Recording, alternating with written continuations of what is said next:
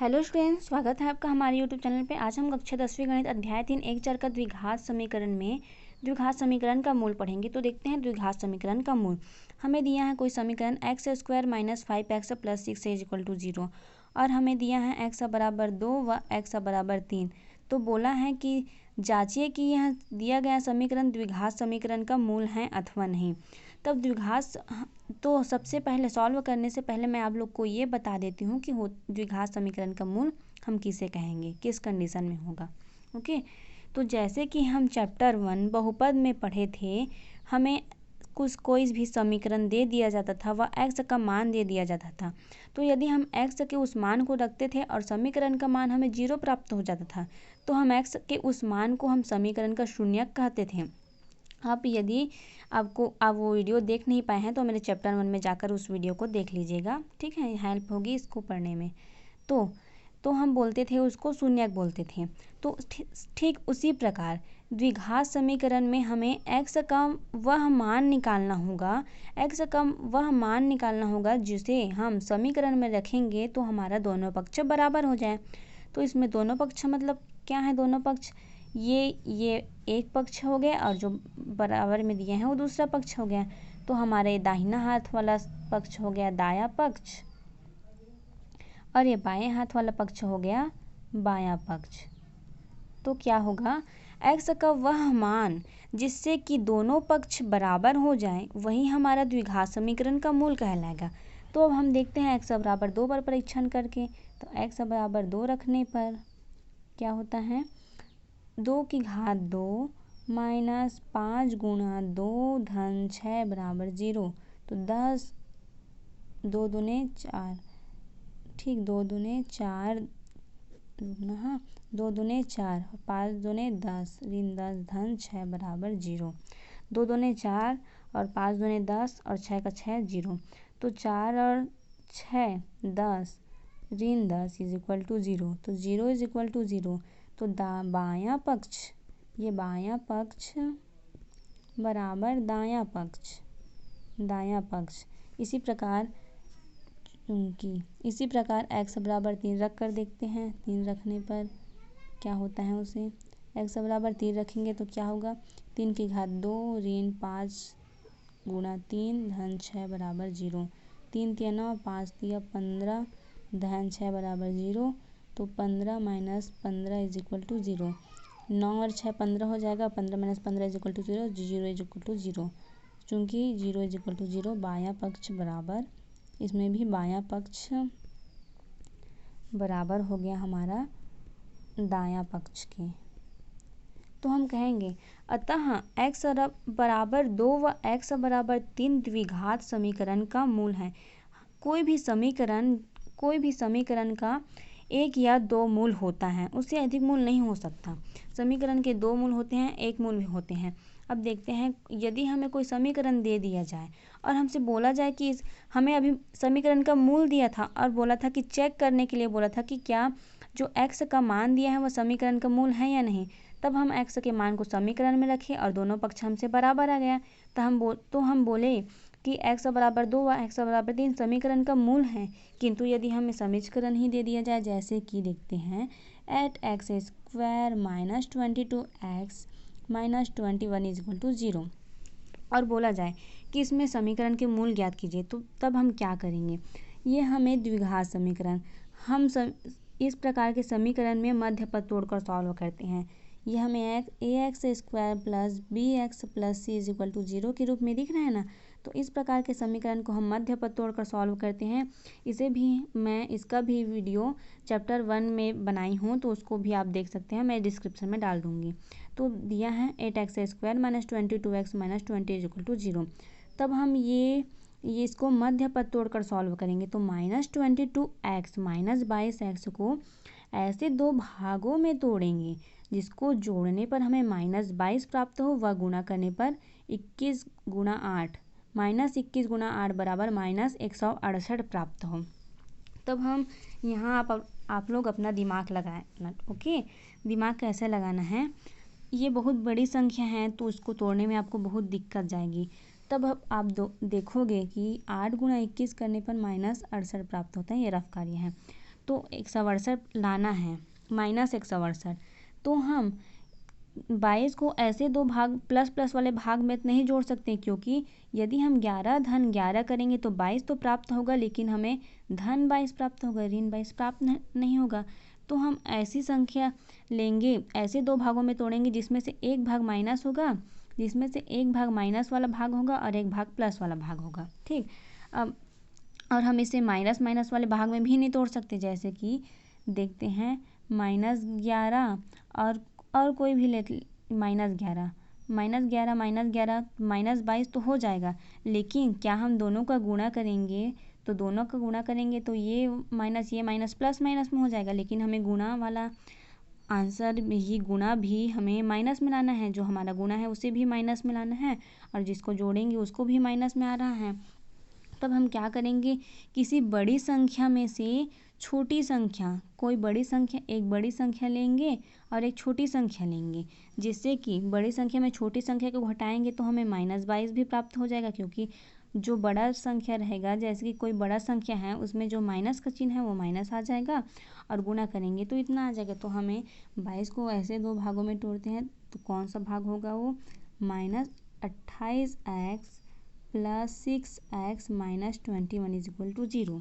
कैसे हुआ, देखो ये 28 बड़ी संख्या है और 6 छोटी संख्या है, तो बड़ी संख्या में छोटी संख्या को घटाएं तो चिन्ह तो बड़ा कहीं आएगा, तो ये इसमें चिन्ह बड़ा कहीं आएगा, तो हम इसको लिखते हैं 8x², ये दो भागों में। और अब गुणा करके देख लेना, 28 और 6 का गुणा हमें 168 प्राप्त होगा और 28 में हम 6 को घटाएंगे तो कितना प्राप्त होगा, -22 प्राप्त होगा, ये हुआ। और इन दोनों को गुणा करेंगे तो -168 आएगा। अब मैं बताई थी ना आप लोग को, जो पास पास वाला पद रहता है उसमें हम ब्रैकेट लगा देते हैं। तो अब इसमें से हमें क्या कॉमन दिख रहा है, तो उसमें से हम कॉमन निकालेंगे, तो कॉमन निकालेंगे तो इसमें हमें दिख रहा है 8 के पहाड़ा में 28 नहीं आता, 8 दूनी 16, 8 तीन 24, 8 चौक 32, तो 4 के पहाड़ा में आता है, 4 दूनी 8 भी आता है, 28 भी आता है, तो इसमें से हम 4 कॉमन निकालेंगे और x दोनों में है तो इसमें से 4x निकाल देंगे, तो क्या बचा 2x, 4 दूनी 8 और 1x निकल गया तो 1x बचा और 4 सत्ते 28, 4 सत्ते 28 और 1x बाहर निकल गया तो ये 7 हो गया।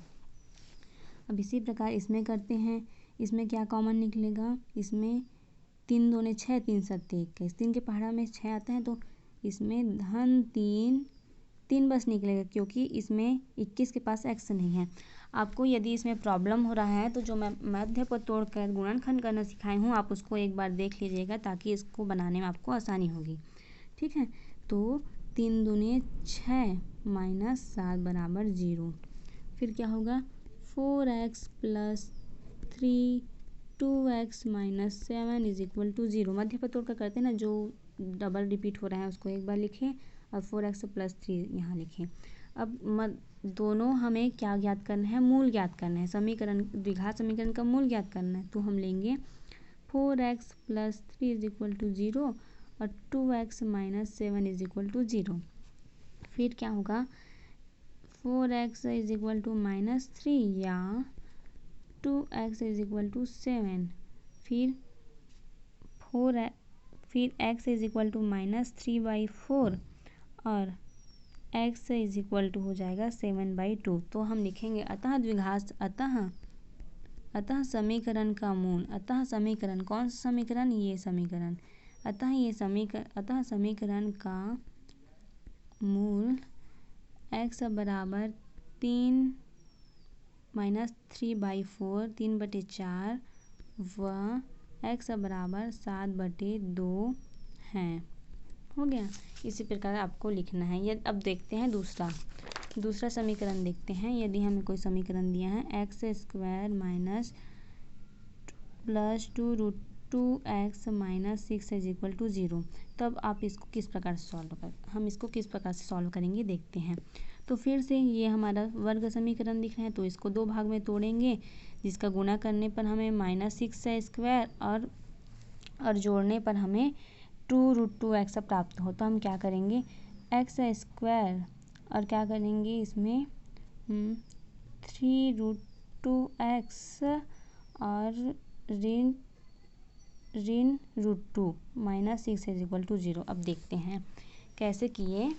2√2 हैं तो 2√2 को हम 2√2 को दो ऐसे भागों में तोड़े जिसको गुणा किए तो हमें -6x प्राप्त हुआ, व जोड़े तो हमें 2√2 प्राप्त हुआ। देखते हैं 3 में √2 में √2 को गुणा करेंगे तो क्या होगा। इधर रफ कार्य में करके देख लेना। 3 गुना √2 गुणा -√2 तो √2 क्या हो जाएगा, 2 बन जाएगा। तो 2 इज इक्वल टू -6। 3 इंटू √2 का गुणा हो जाएगा धन -2, तो 3 इंटू -2 का गुणा हो गया -6 हुआ। तो ये हमें यही चाहिए था। और ये दोनों को घटाएंगे तो 3√2 में 1√2 को घटाएंगे तो क्या हमें क्या प्राप्त हो जाएगा, 2√2। 3 में 1 को घटाएंगे तो 2, √2 का √2 तो 2√2। तो हम 2√2 को दो भागों में तोड़े, ठीक है। तो ऐसे भागों में तोड़े जिसका गुणनफल हमें इतना प्राप्त हो, जिसका हमें योगफल 2√2 प्राप्त हुआ व गुणनफल 6x² प्राप्त हुआ। ओके, तब हम क्या करेंगे, इसमें पास वाले पद में ब्रैकेट लगा देंगे। फिर इसमें से हमें क्या कॉमन दिख रहा है, इसमें से हमें x कॉमन दिख रहा है। तब इसमें हम x को निकाल लेंगे। x प्लस 3√2 माइनस, अब इसमें से हमें क्या कॉमन दिख रहा है, इसमें से हमें √2 कॉमन दिख रहे हैं। कैसे √2 कॉमन दिख रहे हैं हम देखते हैं। हम -6 को ये लिख सकते हैं ना, 3√2 गुना -√2 लिख सकते हैं। तो ये इसमें से √2 बाहर निकालेंगे तो इसमें से 1 आएगा, और 6 में से -√2 बाहर निकालें मतलब 6 इज इक्वल टू है, ये हुआ, ये है 6 इज इक्वल टू 3√2 गुना -√2। तो ये दोनों को मतलब गुणा किए तो हमें 6 प्राप्त हुआ था ना, -6। तो इसमें से भी हम -√2 को बाहर निकालिए, मतलब ये बाहर निकल गया, -√2 बाहर निकल गया। ओके, तो हमें क्या प्राप्त हुआ है, -√2 के बाहर निकलने पर -3√2 -√2 बाहर निकल गए, ये वाला -√2 बाहर निकल गया तो ये 1 का 1 और यहाँ प्लस 3√2 आ गया। Okay, is equal to 0। अब क्या होगा, x -√2 x प्लस 3√2 हुआ, x -√2 x प्लस 3√2 हो गया। अब इज इक्वल टू 0 हम इसको ऐसे इसका साइन लगाते जाएंगे आगे। फिर क्या करेंगे, x -√2 को 0 के इक्वल मानेंगे व x प्लस 3√2 को 0 के इक्वल मानेंगे। ओके, तो क्या होगा, हमें x बराबर √2 व x बराबर -3√2। तब हमें द्विघात समीकरण के दो मूल क्या प्राप्त हो गए, द्विघात समीकरण के दो मूल हमें x इज इक्वल टू √2 व x इज इक्वल टू -3√2 प्राप्त हो गए। हमें यही लिखना है। शुरू से देखते हैं, यदि आपको कोई कन्फ्यूज़न है तो x² प्लस 2√2x -6 है, इसको हम √2 को दो ऐसे भागों में तोड़े जिसको जोड़ने पर √2 प्राप्त हो व गुणा करने पर प्राप्त हो 6x²। तो दो भागों में तोड़े तो हम इसको 3√2x और -√2 में तोड़े, ठीक है। तो ये माइनस अंदर ये ऐसे जाएगा, ये प्लस होगा, माइनस को माइनस के साथ अंदर ले जाएंगे, यहाँ प्लस होगा। ओके, मैं थोड़ा गलत कर दी थी, यहाँ बराबर 0। फिर इसमें से x को बाहर निकाले तो एक x बचा और 3√2 बचा, इसमें से एक x बाहर निकल गया तो ये प्लस है, ये बीच में प्लस का साइन है और -√2 अंदर है और -6 है ये। तो -√2 को हम बाहर निकालें, -√2 को हम बाहर निकालें, इसमें से भी हम -√2 बाहर निकाल दें, इसमें से भी -√2 बाहर निकाल दिए तो ये -√2 आ गया और ये बचा +1, और इसमें से माइनस बाहर निकल गया और √2 भी बाहर निकल गया तो बचा 3√2, क्योंकि 6 बराबर होता है ना, -6 बराबर होता था 3√2 गुणा -√2। तो -√2 बाहर निकल गया माइनस वाला तो बचा धन 3√2, तो इसी धन 3√2 को हम यहाँ लिखें इज इक्वल टू 0 को 0 लिखें। फिर क्या हुआ, x x minus root two, उसके बाद एक्स प्लस 3√2 बराबर 0। फिर इसको एक्स माइनस रूट टू को 0 के बराबर माने, फिर एक्स प्लस 3√2 को 0 के बराबर माने, फिर एक्स बराबर √2 आया व एक्स बराबर -3√2 आया। यही जो समीकरण दिया है उसका मूल है। तो आज के लिए बस इतना ही। आगे हम प्रश्नावली 1 को सॉल्व करेंगे। आप इतने को बनाकर देखिएगा, क्योंकि उदाहरण का क्वेश्चन अधिकतर पूछा जाते हैं। तो यदि वीडियो पसंद आए तो मेरे चैनल को लाइक, सब्सक्राइब और कमेंट जरूर कीजिएगा। धन्यवाद।